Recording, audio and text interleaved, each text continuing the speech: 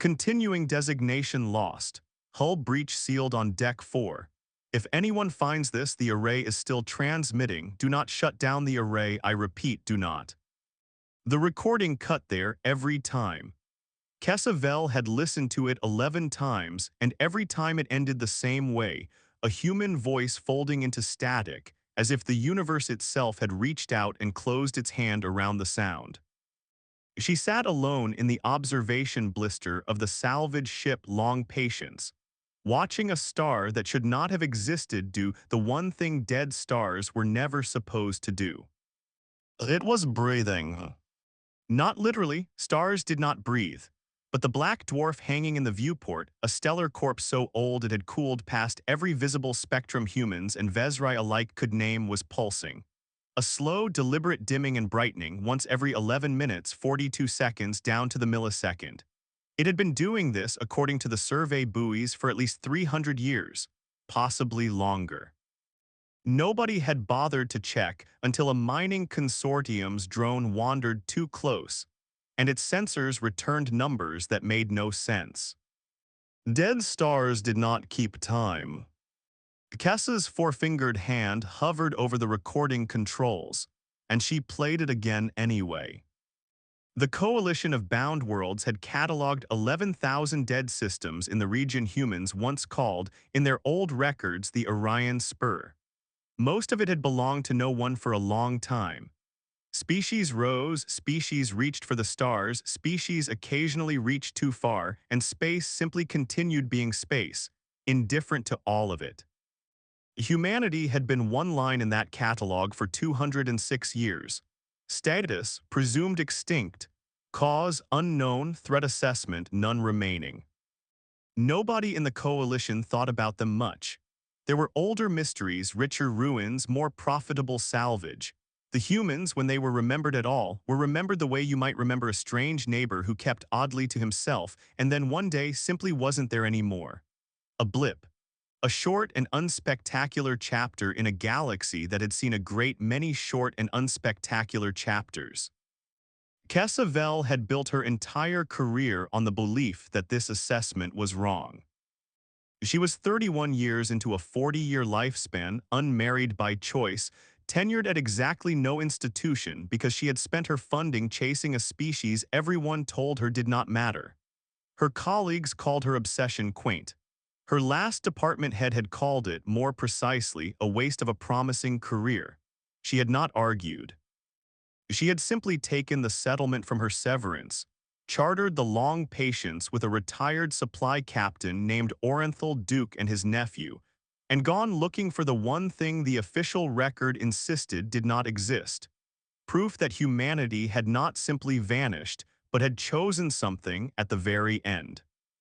The pulsing dead star was the fourth anomaly she'd chased in 9 years.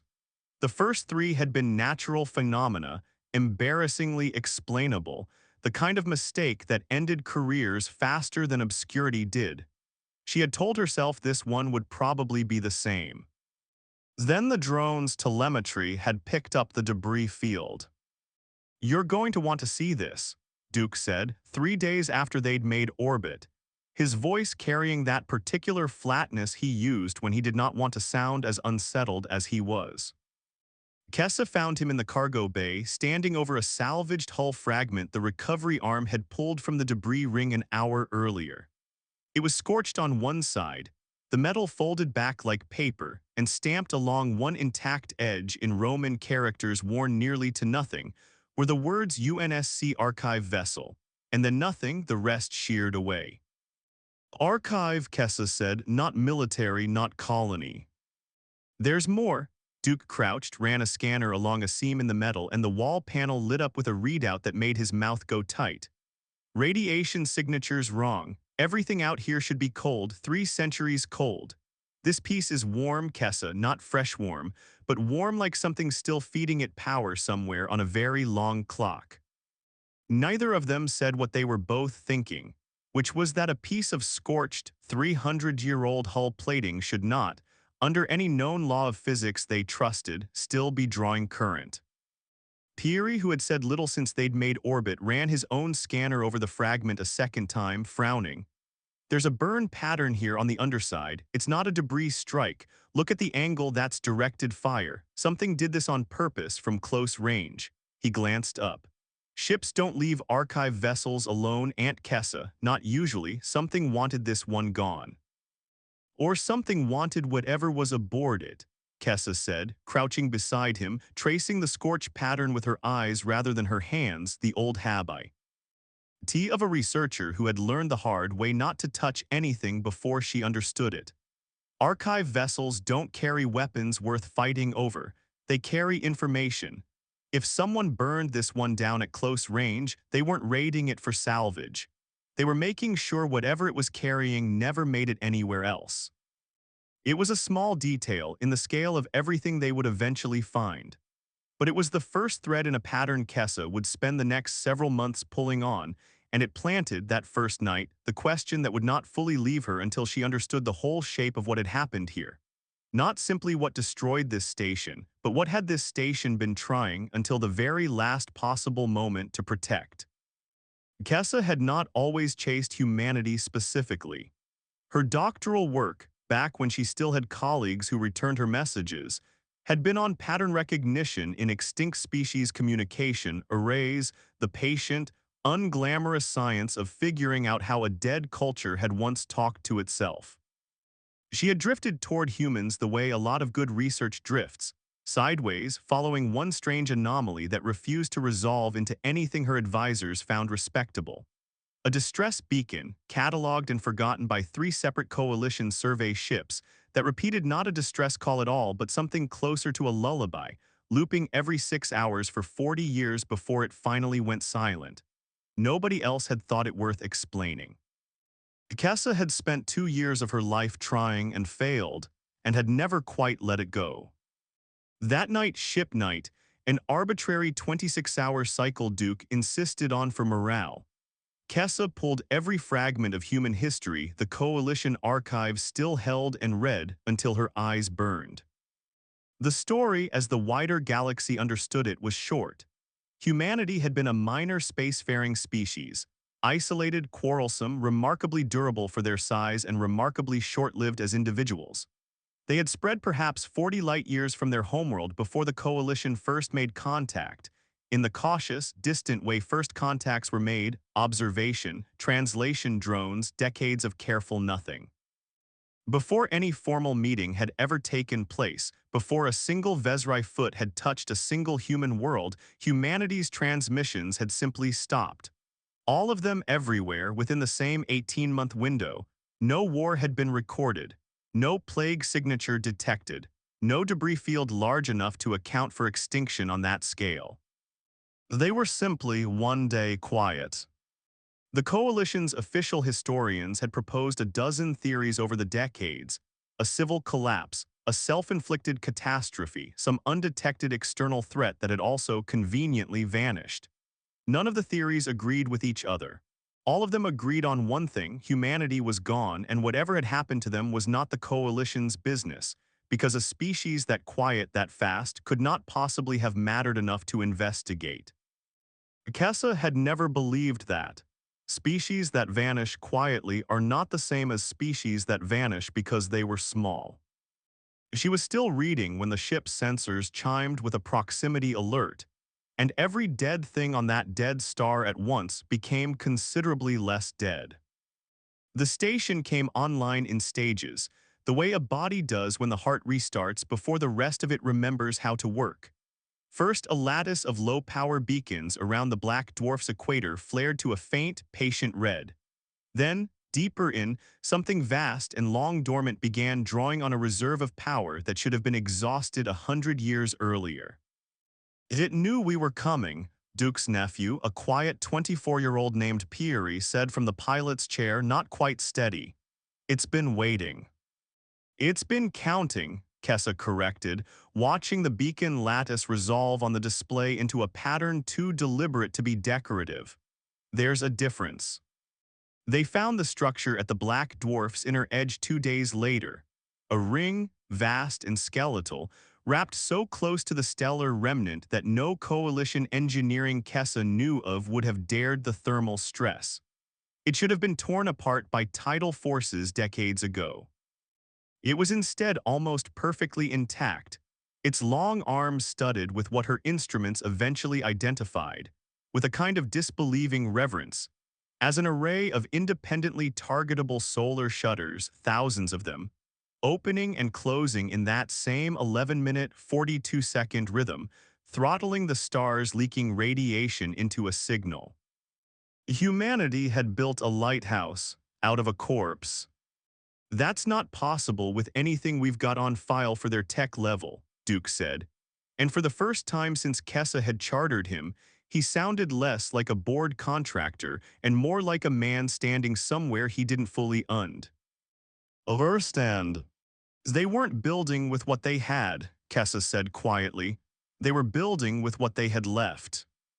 Getting aboard took another 6 days of careful, unglamorous work, matching the ring's rotation, finding an airlock that hadn't fused shut, convincing a security system 3 centuries old and still stubbornly, courteously functional that they weren't hostile. It asked them to identify themselves. It did not ask in Vezrai.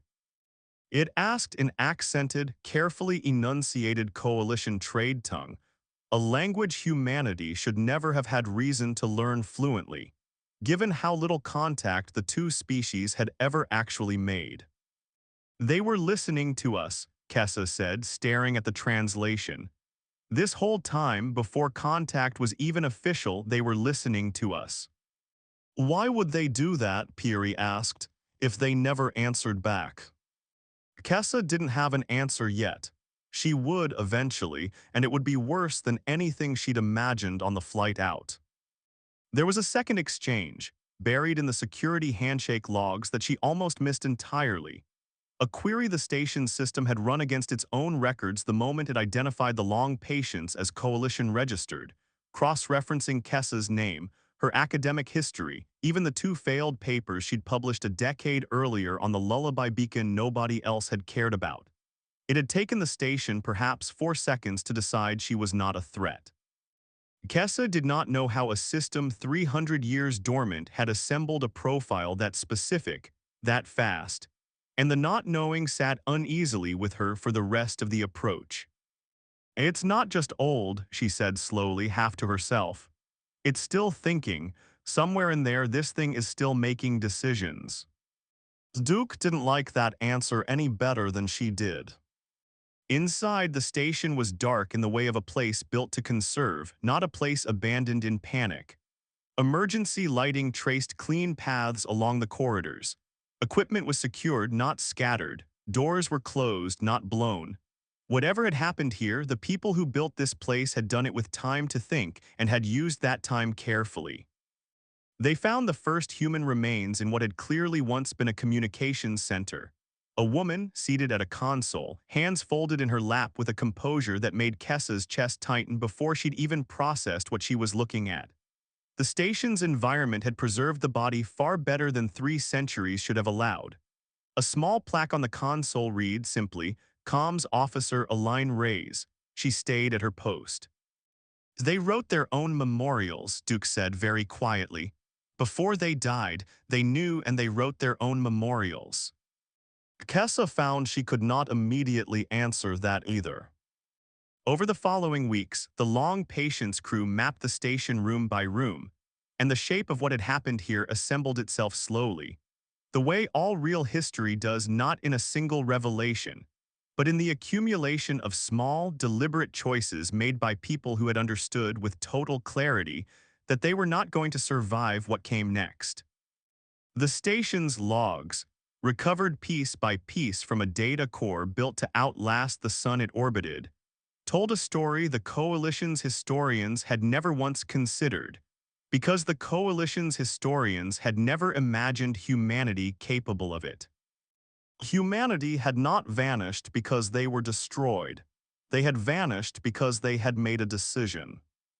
The recovered records were fragmentary at first, administrative logs, supply manifests, the unglamorous scaffolding of any real institution, but they built towards something. References to a threat the station's authors called without elaboration, as if the reader would already understand the harrow, not a coalition species, not anything in any catalog Kessa had access to. Something that had found humanity's home systems roughly 230 years ago and had done to at least 3 colony worlds what humanity's own historians had once done to entire ecosystems back on Earth. Not conquest, not even malice exactly, just erasure, methodical and total. The way you might clear a plot of land you intended to use for something else. Humanity had fought. The logs made that clear without dwelling on it, the way soldiers who have already made peace with a cost do not need to keep repeating the price. They had fought and they had lost ground world by world for over a decade, until what remained of humanity's leadership had made the calculation every cornered species eventually makes, and most do not survive making honestly. They could not win, but they could choose what the galaxy inherited from them. They didn't run, Kessa said, 3 weeks in, standing in what the schematics called the archive core, a chamber at the station's heart, vast and cold and lined, floor to ceiling, with data storage racks that dwarfed anything coalition engineering had produced in the same era. They didn't hide, they built this. While they were losing an unwinnable war, they built this. Built what exactly? Duke asked. A tomb. No, Kessa was already moving deeper into the chamber, her scanner tracing a directory structure so vast it made her hands unsteady. A library, the biggest one I have ever seen, and they hid it inside a dying star so that whatever came after them, friend, enemy, stranger, would have to be patient and clever enough to actually deserve finding it. Before that, though, there was the med bay. They found it on the station's third sublevel, past a bulkhead door that had to be cut open manually because its power feed had been deliberately severed from the inside, not damaged, Kessa noted, severed, a clean and purposeful act. Behind it, 41 beds, most of them empty, 3 of them not. The 3 who remained had been arranged with the same unhurried care as the comms officer at her station above.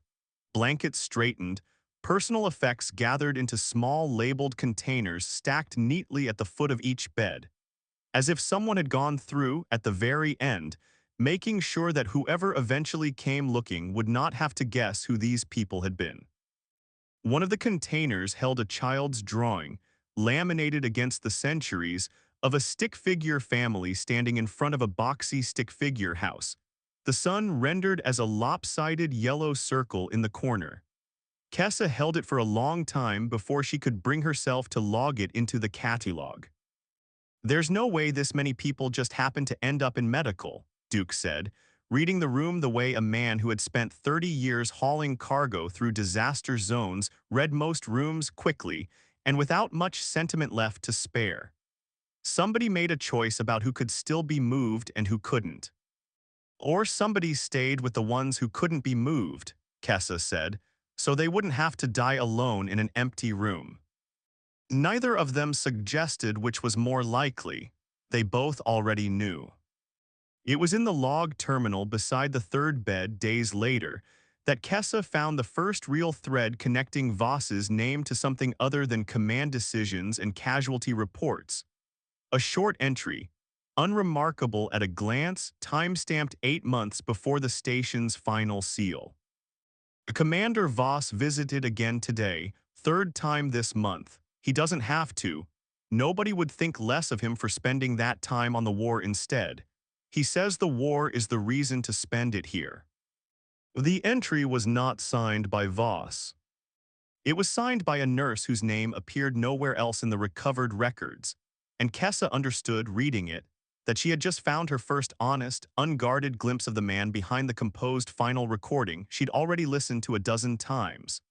A man who, in the middle of losing an unwinnable war, had still made time to sit with strangers who were dying, because he'd apparently believed that was not a distraction from the fight but the entire point of it.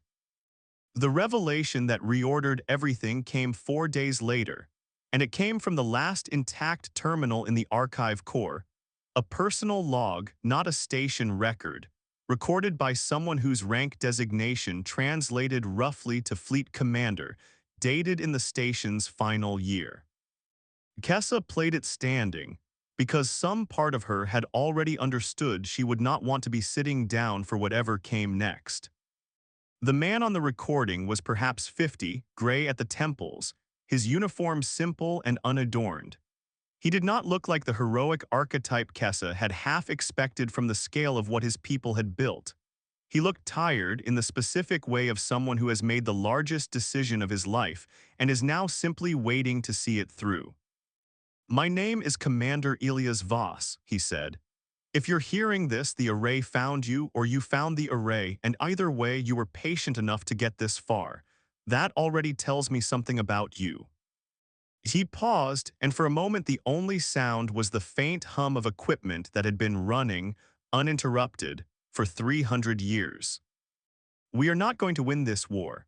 I want to say that plainly because I think people deserve plain truths more than comfortable ones, especially at the end. The hero doesn't negotiate, it doesn't conquer, it clears. We've watched it clear 4 worlds now, and we've bled trying to slow it down, and the honest math says we have maybe 18 more months before it reaches Earth itself. So we made a choice. We are not spending what's left of us trying to save what can't be saved. We're spending it making sure that when the hero finishes with us, and it will finish with us, it does not get to also erase the fact that we were here. That we built things, that we loved people, that we tried right up until the end to be worth remembering." Kessa's hands had gone very still on the console. She played it a second time before she let herself react, the discipline of 9 years of careful, unglamorous research asserting itself even now. And it was on that second pass that she caught the detail she'd missed the first time through, a data tag embedded in the recording's metadata, referencing a separate file elsewhere in the archive, cross-linked under a header that read simply Threat Profile. The Hero Compiled Assessment. It took her another day to find it. Buried behind 3 layers of access permissions, the station had clearly built to slow down exactly the kind of visitor who might use the information carelessly. When she finally opened it, she understood why. The file was not military intelligence in any form Kessa recognized from coalition doctrine, no fleet strength estimates, no weapons analysis.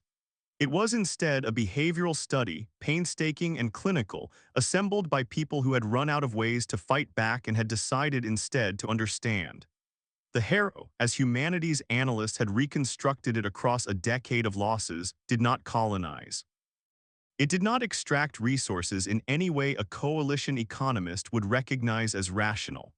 It arrived, cataloged a world's biosphere and technology with a thoroughness that read almost like reverence, and then methodically erased everything that did not meet some internal, undisclosed standard, before moving on without ever settling, without ever explaining itself to the species it left behind in silence.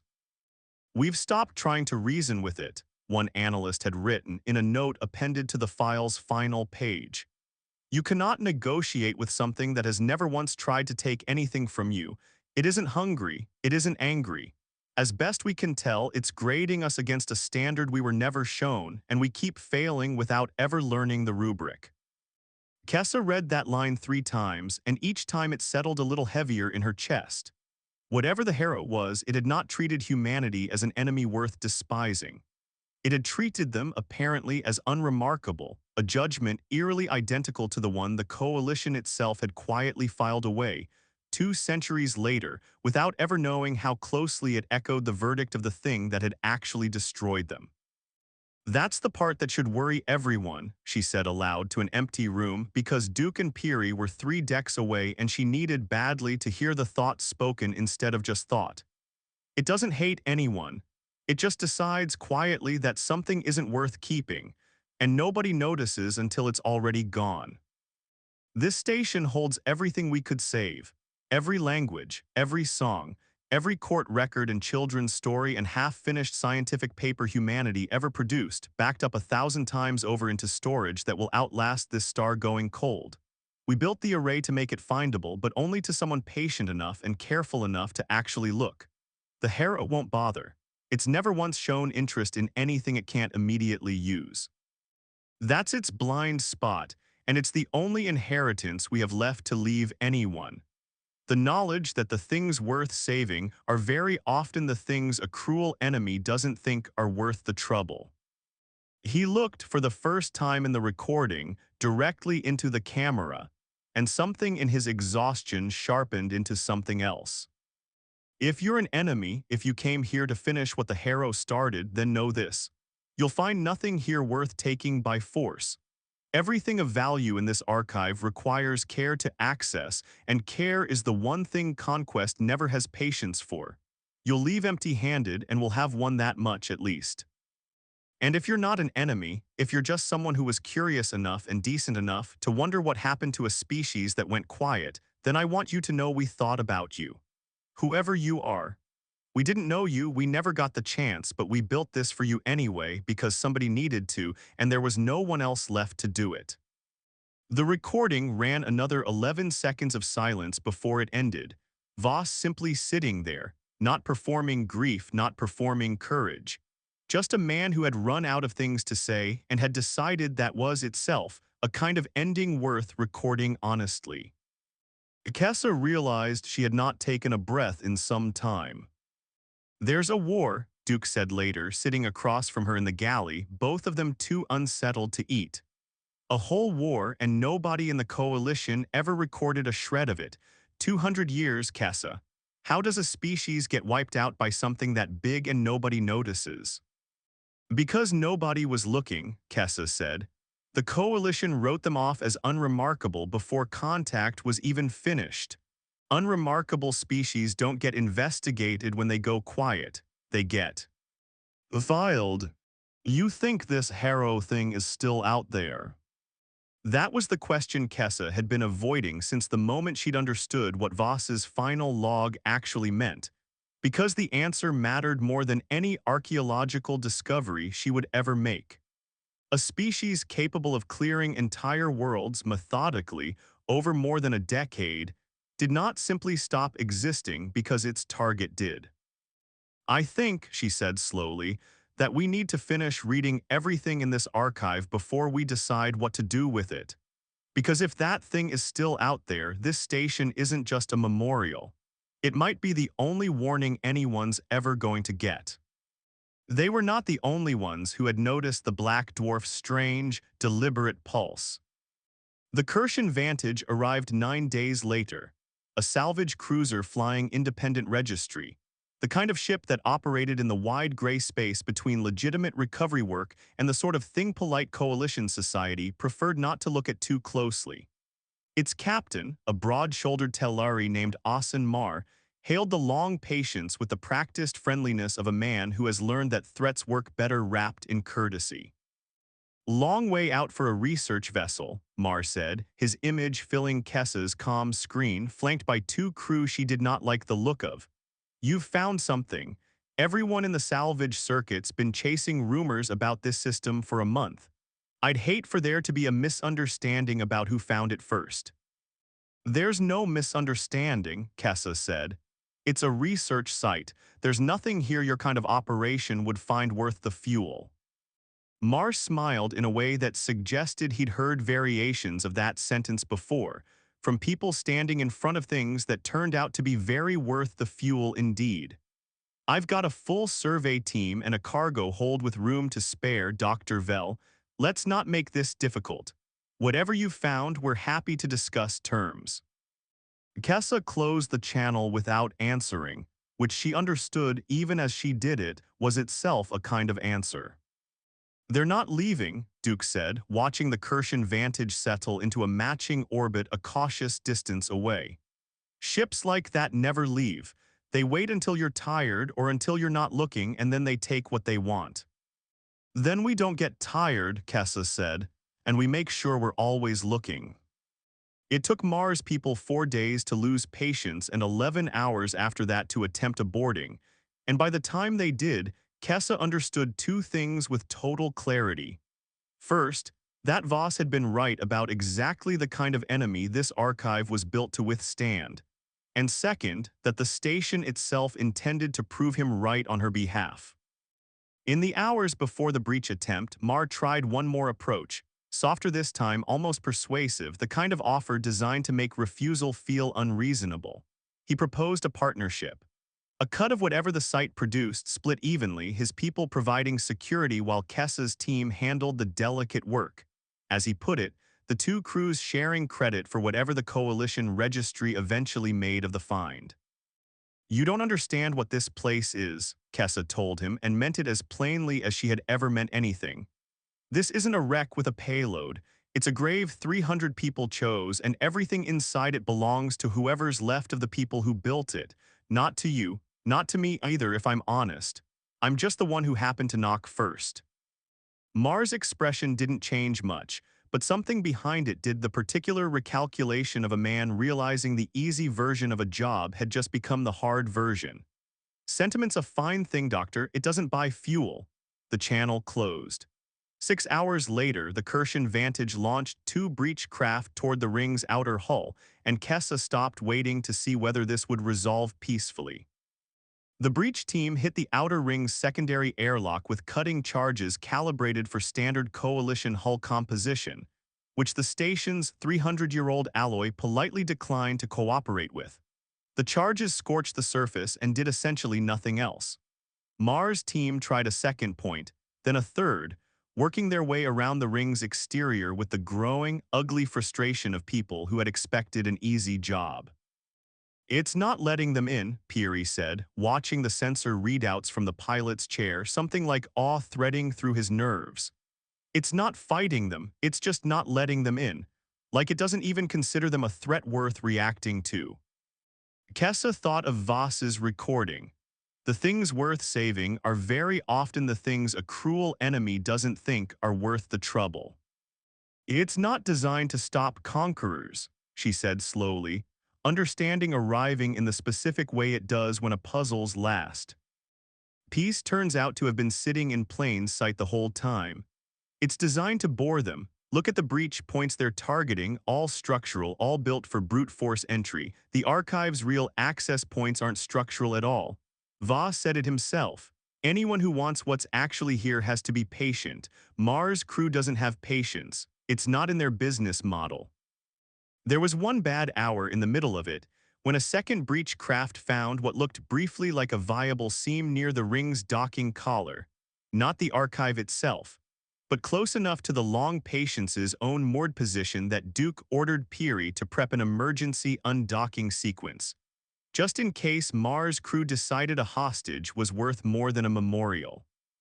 Kessa remembered, with a clarity she would carry long after, standing in the observation blister watching the breach team's cutting torches flare against the hull and understanding, for the first time since chartering this expedition, that the story she had spent 9 years chasing might end with her own name added to a very different kind of casualty list.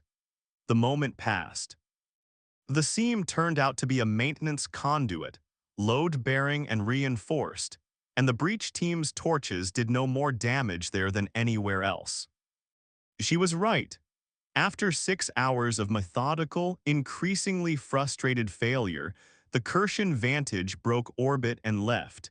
Its captain no doubt already composing the story he'd tell his investors about a research site with nothing worth the trouble. Kessa did not feel triumphant watching them go. She felt something closer to grief because it meant Voss's calculation, made by a man who had never known if anyone would ever hear it, had worked exactly as he'd hoped, 3 centuries after he'd stopped being alive to see it. It was in the weeks after the Kirshen Vantage left that Kessa found the second recording buried deeper in the archive than anything else, filed under a directory name that translated, roughly, to personal, not for the record. It was Voss again, but younger seeming somehow, though the timestamp placed it only 3 weeks before his final log. This one was not addressed to whoever might one day find the station. This one was addressed by name to a woman named Dr. Naomi Osai, the archive's chief architect, and it took Kessa several minutes of listening to understand she was watching something that had never been meant for any audience at all. "You should have evacuated with the last transport," Voss said, and his voice in this recording carried none of the composed authority of his final message. It carried something rower. "I signed the order myself, Naomi. Your name was on that manifest." And I took it off, came a woman's voice, off camera, steady in a way that made Kessa's throat tighten before she understood why. Somebody has to finish indexing the archive properly or none of this works, Elias. You know that. You'd have done the same thing. That's not the point. It's exactly the point. A pause, and when she spoke again, her voice had softened just slightly. You built the array. I built what the array protects. We don't get to be the kind of people who ask other people to stay and finish the hard part alone. The recording ran only another 90 seconds. Logistics, mostly, timelines for completing the final archive seal.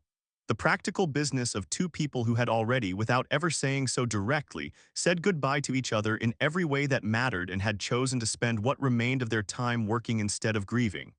But at the very end, just before the recording cut, Voss said one more thing quietly, almost to himself. I hope whoever finds this understands what it cost. Kessa sat alone in the archive core for a long time after that recording ended, and did not, for once, reach immediately for her scanner. She found herself thinking instead of a question she had never once been asked during 9 years of grant applications and skeptical department reviews. Not what happened to humanity, but what kind of people choose to spend their last months building a library instead of a weapon. The answer, she was beginning to understand, was not a simple one. It was not heroism in the uncomplicated sense the old Coalition War records liked to assign to doomed last stands. Voss and Osai had not died swinging. They had died cataloging, indexing, sealing one storage core after another with the same unglamorous discipline they must have brought to the job for years before anyone needed it to matter this much. There was a particular kind of courage in that. Kessa thought it quieter than the kind that got monuments built in most galactic cultures, and for that reason, in her experience, far rarer. She found 3 more personal exchanges between them over the following weeks, scattered through the archive's less formal channels, none of them meant for any audience. In O. Ni, recorded roughly a year before the final seal, Osai complained, with real exhaustion, about a junior technician who kept mislabeling storage partitions, and Voss responded with something that read, on the page, almost like an ordinary joke between two people who had known each other a long time. In another, dated only 9 days before the station went dark, there was no dialogue at all, only a shared, unremarkable silence. Two people sitting in the same room finishing separate work. The recording apparently left running by accident, capturing nothing except the particular kind of comfort that does not require conversation to prove itself. Kessa logged all 3 recordings into the archive's public record exactly as she had found them, unedited, because she had decided, somewhere in the long weeks of reading, that the smallest, least dramatic pieces of this story were the ones a distant, doubtful galaxy most needed to see. Extinction was easy to file away as an abstraction. 2 people quietly finishing their work in comfortable silence 9 days before the end was not. The full shape of the sacrifice took another 2 months to assemble, piece by careful piece, and Kessa built it the way she had built every honest piece of research in her career, not by looking for the story she wanted, but by following the evidence wherever it actually led, even when it led somewhere heavier than she'd expected. Humanity had not lost the war quietly.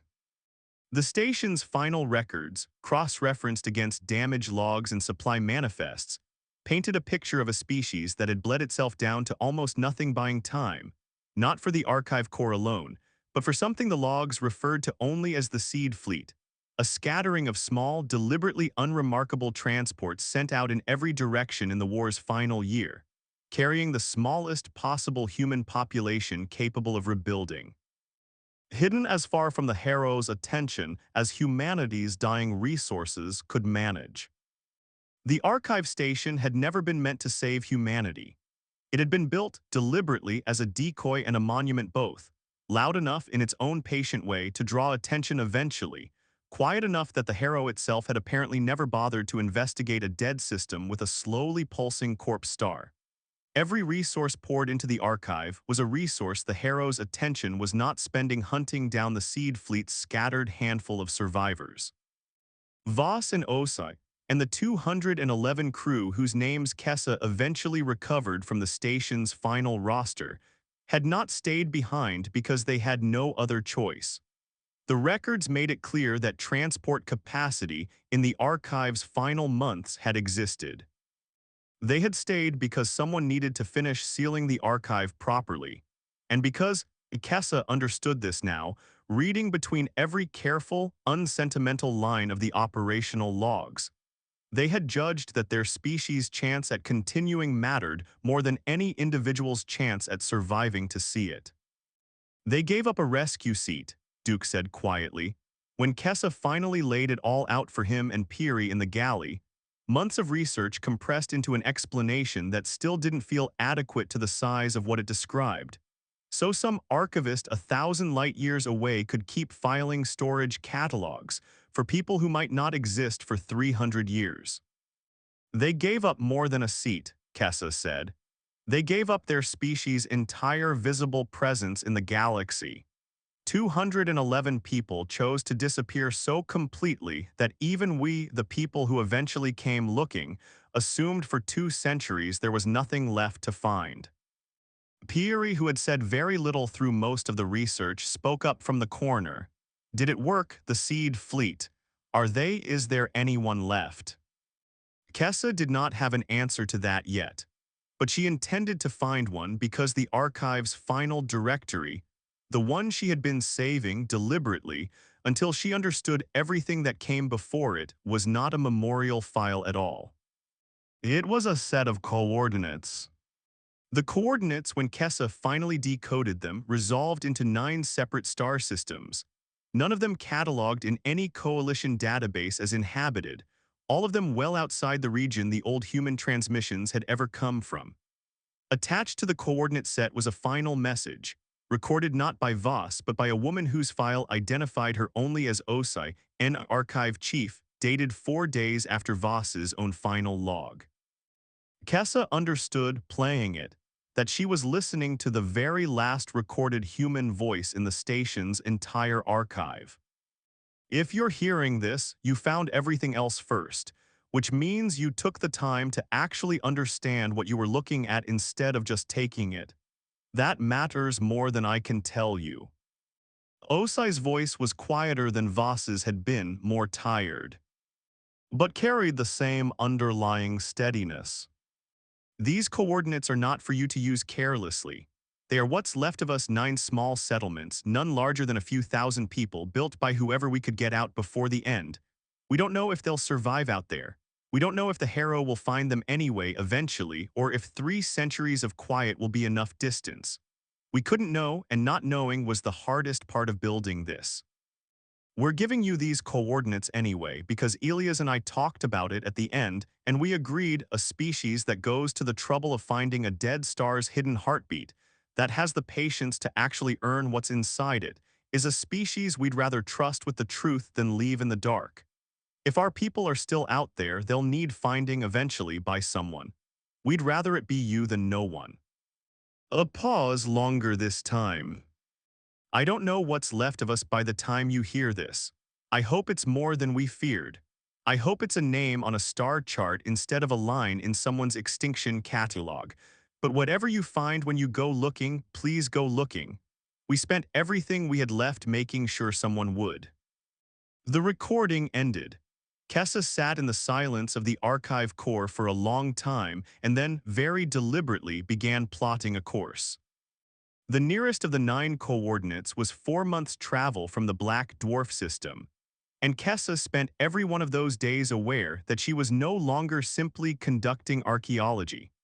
She was, whether she had asked for the responsibility or not, the first messenger a scattered and hidden species had trusted with the location of what might be the last of themselves. She filed a full report with the Coalition Historical Registry before departing, not because she expected anyone to act on it quickly, but because Voss and Osai had built something too important to remain the private property of one small salvage crew, and because a species capable of that kind of sacrifice deserved, at minimum, to have its true history correctly entered into the record, instead of the thin, dismissive line it had occupied for 2 centuries. The registry's response when it came, 3 weeks into their journey, was longer than Kessa had expected and considerably more serious. The mention of the Harrow, a threat capable of clearing inhabited worlds and evading coalition detection for over 2 centuries, had moved her report within days from an archaeological curiosity to a Security Council briefing. Kessa understood, reading the response, that the story she had uncovered was no longer only about honoring what humanity had lost. It was about understanding what else might still be out there, patient and undetected, in the dark beyond the Coalition's charted edge. But that was a larger reckoning for a larger institution to carry forward. Kessa's task, the one she had actually set out 4 months earlier to finish, was smaller and in its own way heavier. The first of the 9 coordinates resolved, as the long patience dropped out of transit, into an ordinary yellow star with 4 planets, the third of which returned, against every quiet fear Kessa had carried across 4 months of travel, a faint and unmistakable pattern of artificial light on its night side. Population signature small, Duke said, voice tight with something between disbelief and hope, reading the sensor returns. Low-tech sealing deliberately looks like they capped their own emissions output, kept everything quiet.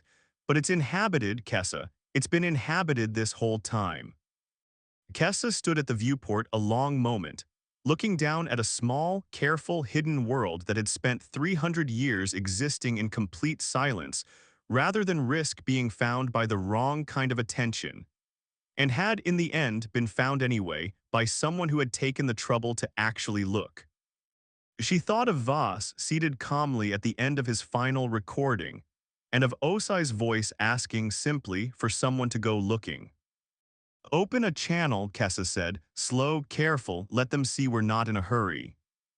It took the planet's surface authority nearly 6 hours to respond, which Kessa understood by then was not caution born of fear so much as caution born of 3 centuries of hard-earned discipline. When the reply finally came, it was a woman's voice, careful and formal, speaking a version of English that had drifted over 300 isolated years into something subtly its own. "Unidentified vessel, please confirm your intentions before further approach." Kessa took a breath and thought, briefly, of every version of this moment she had imagined across 4 months of travel, and discarded all of them in favor of the truth. "We're not here to take anything from you," she said. "We came a long way to bring you something instead. We found your archive. We found Commander Voss's final message and Dr. Osai's. We know what your people gave up so this world could still be here. We came to tell you it worked. You're not lost. You were never lost. Someone was just waiting to be patient enough to find you." The silence that followed lasted nearly a full minute, long enough that Kessa began to wonder if the translation had failed somehow, or if 3 centuries of caution had simply made trust too costly a thing to offer a stranger's voice out of the dark. Then the voice came back, and it was no longer entirely formal. It shook faintly in a way that formality could not quite disguise. "You found the array." "We found the array," Kessa said. "We found everything they built, and we came to make sure you knew it wasn't for nothing. None of it was for nothing." They were allowed to land 4 days later. After a caution, the settlement's council explained without apology. 3 centuries of practiced fear did not unlearn itself in a single conversation, however sincere the voice on the other end had sounded. Kessa did not ask them to hurry. She understood better now than she had 4 months earlier exactly what that fear had cost to build and exactly how long it deserved to be respected. The settlement called itself simply Second Harbor. Its people were fewer than 9,000, spread thin across a single temperate continent, their architecture practical and unadorned in a way that told its own quiet history. A species that had spent 3 centuries building nothing taller than it needed to be, nothing brighter than it could afford to hide. An old woman named Director Amara Vassosai met them at the landing field, and when Kessa saw the compound name she understood, before a single word was exchanged, exactly which 2 people this settlement's founders had chosen to remember above all others. My grandmother's grandmother was on the last transport out, the director said, once the formalities had been set aside. She used to tell us the story every year on the day the transport launched. She said the last thing anyone told her boarding was that somebody would come looking eventually and that when they did, we should tell them the truth instead of a legend. So, she studied Kessa for a long moment. Tell me honestly, doctor, what did you find back there? Not the story we've told ourselves for 300 years. The truth. Kessa told her everything, the med bay, the severed power feed, the child's drawing laminated against the centuries. Osai's voice asking only that someone go looking, Voss sitting calm and worn down at the end of his final recording, the 211 names now entered in full into a coalition registry that had spent 2 centuries calling this a footnote. She told her that it had not been a legend. It had been worse and better than any legend could have made it. The director listened without interrupting, and when Kessa finished, she was quiet for a long time, looking out toward the low, unremarkable hills of a world her ancestors had spent 300 years keeping deliberately small enough not to be noticed. Good, she said finally. I always hoped it wasn't a legend. Legends get softened. I'd rather carry the truth. Final log entry, recovered archive station, designation, beacon of the Quiet Watch entry logged by Dr. KESSAVELL, Coalition Historical Registry, 307 years after first seal. Station's status recovered intact. Archive integrity total purpose fulfilled. 9 coordinate systems located. 7 confirmed inhabited, populations ranging from 3,000 to just under 40,000. 2 systems show signs of prior habitation, later relocation, search for their descendants ongoing. The commanders and crew of this station are hereby entered into the Coalition Historical Registry not as a footnote to an extinction, but as the founding record of a continuing people. Their names have been read aloud, in full, on the surface of every world they made possible. Commander Elias Voss did not live to see any of this. Neither did Dr. Naomi Osai. They asked at the end only that someone go looking. Someone went looking. They were found.